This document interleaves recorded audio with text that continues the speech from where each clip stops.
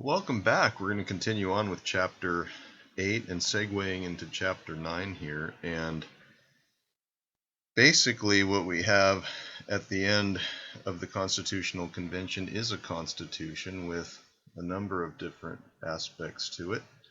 A constitution with three branches of government, a constitution with perhaps elements of the New Jersey Plan, elements of the Virginia Plan, and now the big challenge is to get it ratified. And if you look at this map here, we have a tremendous amount of, I'm not going to say uniformity at all, but you can tell what regions of the United States are anti-federalists and federalists. And just to give you an idea, this ratification process was pretty contentious between federalists and anti-federalists.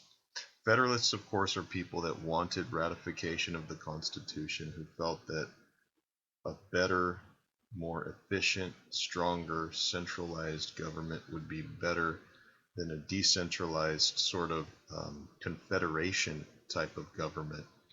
And what's interesting about all of this, if you look at where the strongholds of federalists are in the purple, you can tell kind of in the more urban coastal areas, which is, I always think that's interesting. You would totally understand how those groups would want to have a strong centralized government, because much of your commerce and shipping is located at the edges here, to go to markets across the Atlantic Ocean or even south. And so you can understand why merchants and businessmen who live in these areas here would want to have the Constitution. Anti-federalists tend to be concentrated out in the rural areas, which makes a lot of sense too, because in rural areas, you are sort of the king of your own castle. You pretty much run the show. There's very little law enforcement out in the middle of nowhere, I guess you could say. And what you see here is a pattern in American politics, the kind of the rural versus the urban conflicts that we see even today in our own day and age. And so ratifying the Constitution was going to be pretty contentious in some places. In places like New York, there's going to be barroom brawls that happen over this. Many of the anti-federalists believe that the federalists the Constitution was a big scheme to make money and to try to control business and commerce. And so there was, in a way, some kind of mistrust between the rural or in the urban areas, or as we should better say, the federalists and the anti-federalists. Here's another more detailed map of ratification of the Constitution, showing you when the Constitution was ratified in these states. And the very, very last state to actually ratify it was one of the biggest, which was going to be New York, which is very interesting.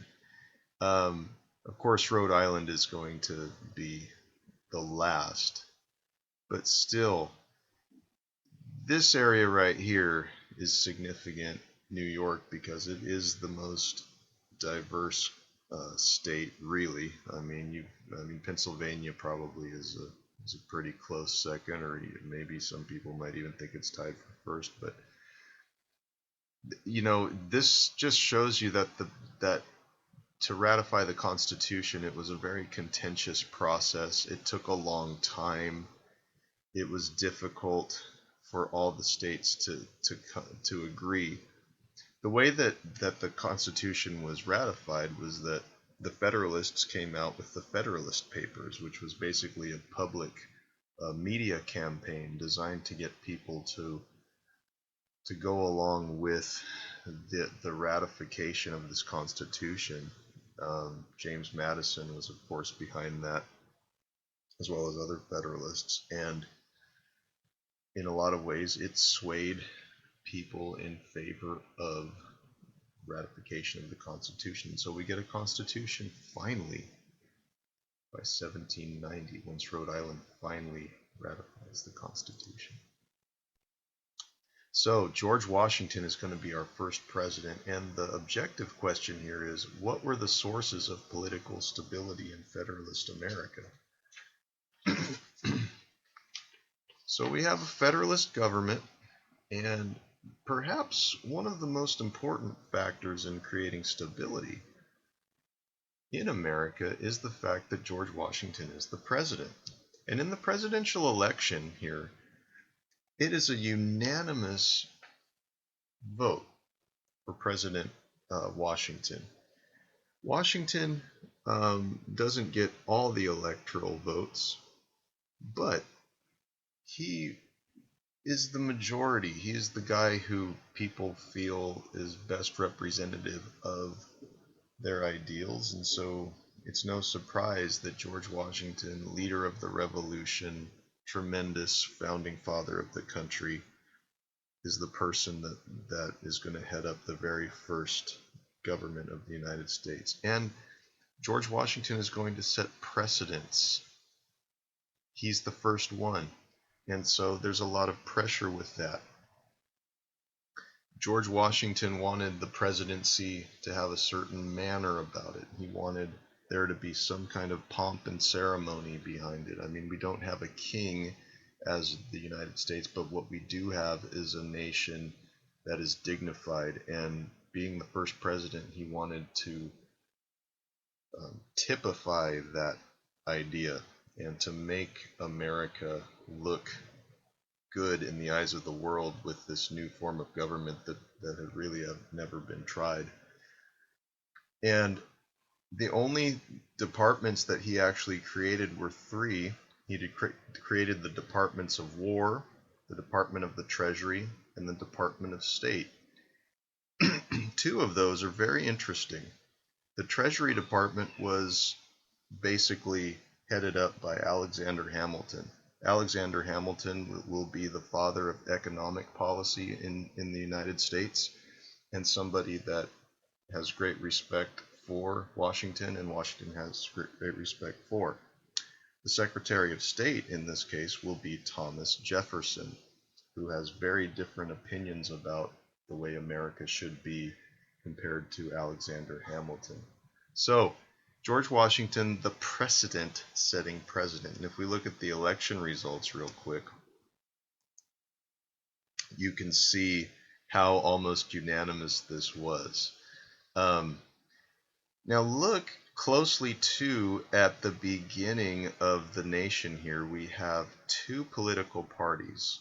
We've got the Federalists and we've got the Democratic Republicans. We've always had a two-party system in general. And basically the difference is between the parties is the power that the government should have in our lives and the size of the government. And Federalists, with the strong centralized government, would take the view that more government is needed, but not too much.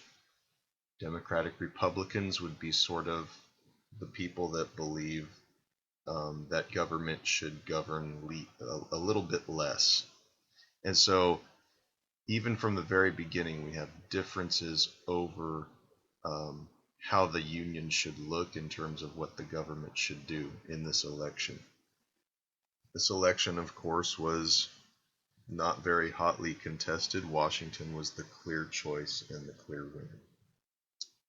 One of the first items of business in early America is the Bill of Rights, and this was a promise that was made by the first Congress and by James Madison, really, to placate 7 states who wanted limits to federal power and guaranteed constitutional liberties.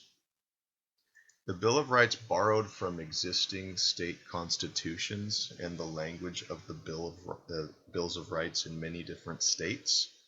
Um, in fact, even those states borrowed from the 1689 Bill of Rights from England, and so therefore the Bill of Rights came from a couple of different sources. But this was a very important point, again, to make sure that certain states, in return for supporting ratification, would receive these assurances that people's rights would be protected. The Bill of Rights, of course, was ratified by the states. The first eight Bill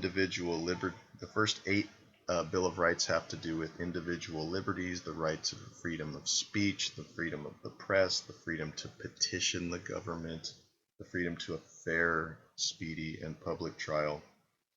And the 9th and 10th Amendments have to do with the boundaries between federal and state authority, which in our day and age continues to be something that is fought over.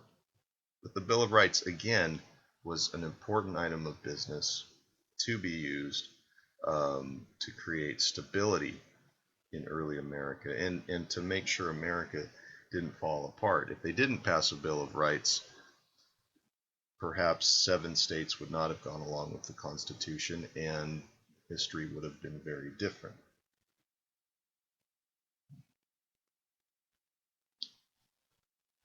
Let's get into economic policy with Alexander Hamilton, and that will be in our next video.